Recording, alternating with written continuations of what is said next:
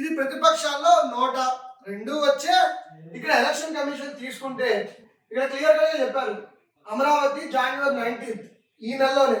The Andhra Pradesh government on Friday suspended senior IAS officer PS Girija following the direction of the Election Commission of India for the malpractices during the by-election of the Tirupati Lok Sabha held in 2021. 2021 లో లోక్సభలో తిరుపతి లోక్సభకు జరిగిన ఎన్నికల్లో mall practices కి పాల్పడ్డారని చెప్పి election commission ఇచ్చిన ఆదేశాలకు అనుగుణంగా ఈ వ్యక్తిని సస్పెండ్ చేయడం జరిగింది. కానీ ఆంధ్రప్రదేశ్ గవర్నమెంట్ కన్ఫర్మ్ గా చేసింది కాదు. ఇది ఖచ్చితంగా చేయాల్సిన పరిస్థితి రావడంతో తల ఒగ్గి ఎట్టి పరిస్థితుల్లో ఇక చేయాల్సింది. ఎందుకంటే చేయించింది తమరే కదా, చేయించిన వారు తాను ఎరగరు అంటే అయ్యో ఇది ఎంతటి అపశృతి అని మనం ఫీల్ అవుతాం.